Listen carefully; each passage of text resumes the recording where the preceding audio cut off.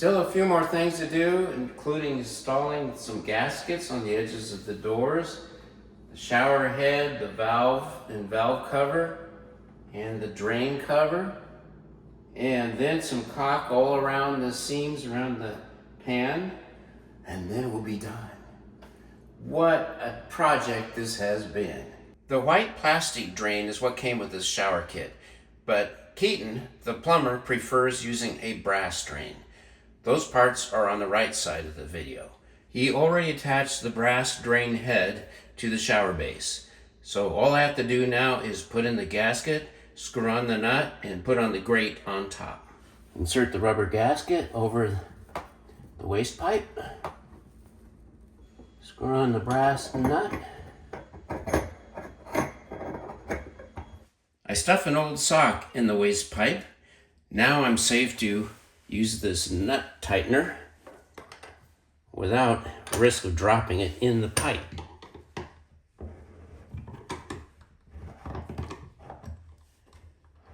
So this system is a caulkless drain. No caulk is needed to seal it.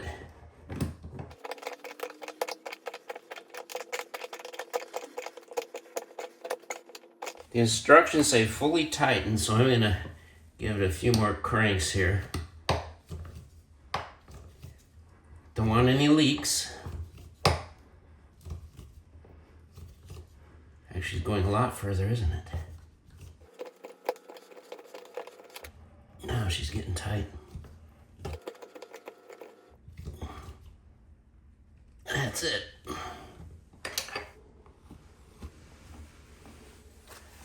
Last, insert the stainless steel strainer.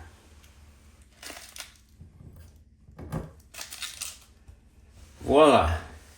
Drain installed. Looks good. The next step is to install a door gasket on both sides of the door, making sure that the flaps are on the outside.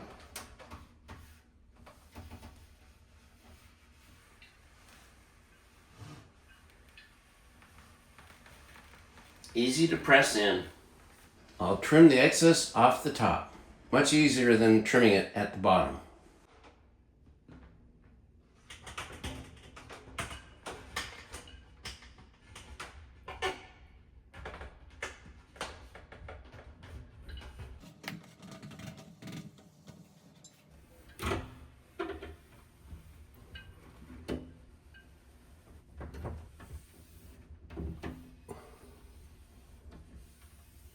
Cut the excess gasket at the tops.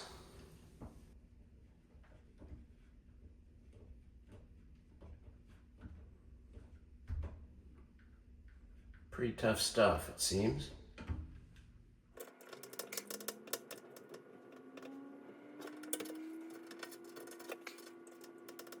You know, a little bend to it makes a big difference.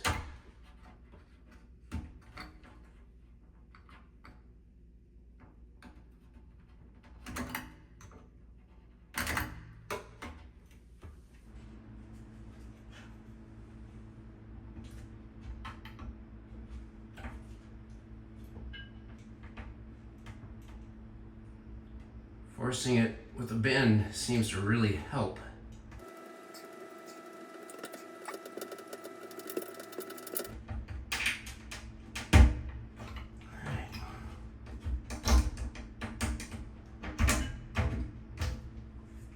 Perfect.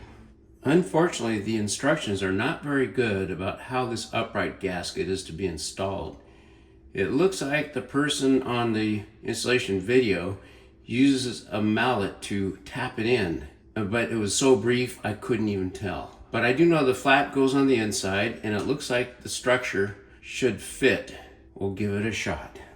I'm going to start from the bottom installing this gasket. So to keep it from wobbling around, I'm holding it in place with some painter's tape. So I have no idea if this is going to work, but there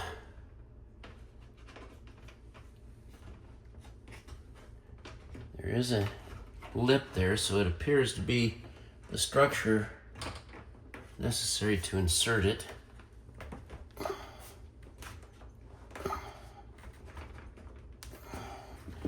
I'm not sure which direction to apply the force. Oh, that's it.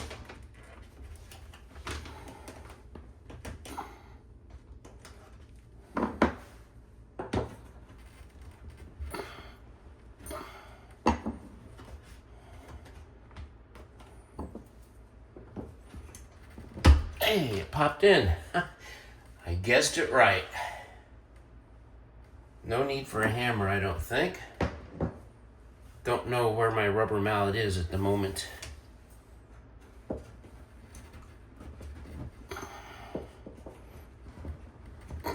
Boy.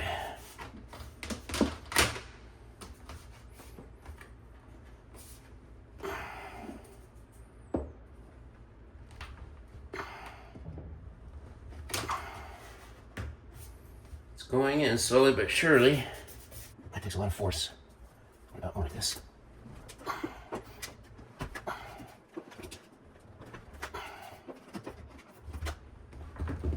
There we go.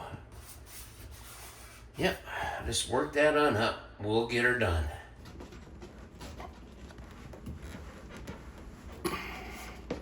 More or less brute force. You can't push it up. I don't like that design. Rather than the palm of my hand for pressure, let me go ahead and try a couple of wraps. And that does it.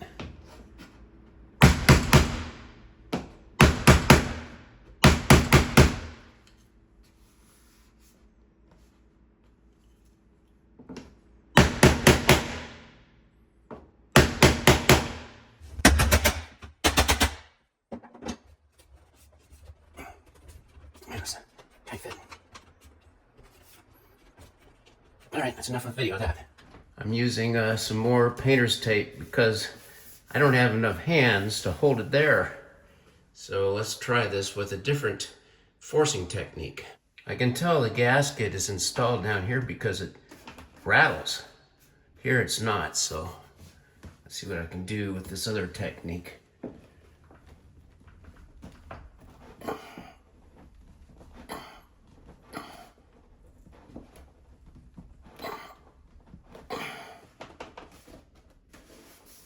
Yeah, I think that's working.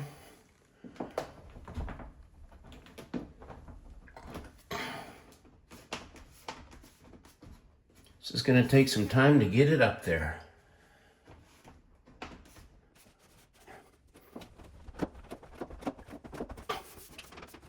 It's easier to tell if it's been inserted from this angle, not the outside. So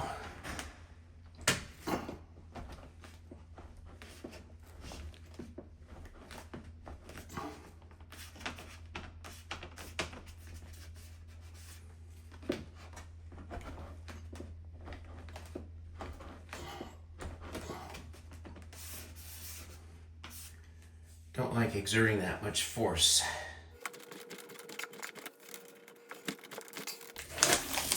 Yep, it's working. Much better than using a mallet.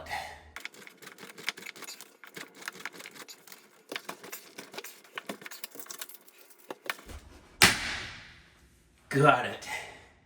Now you can tell simply by rattling it that the gasket is in the tracks.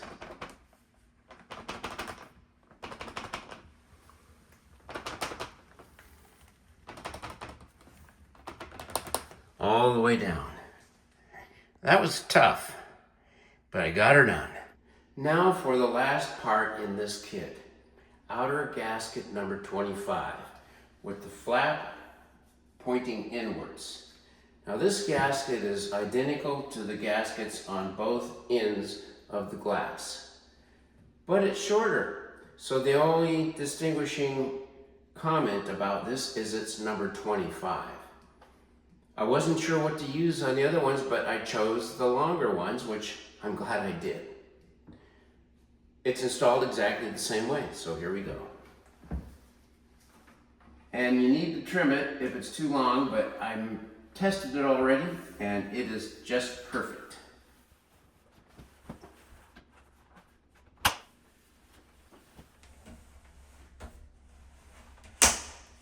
Ta-da! There we go. Oh, it is slightly too big. Okay, just a little bit of minor trimming.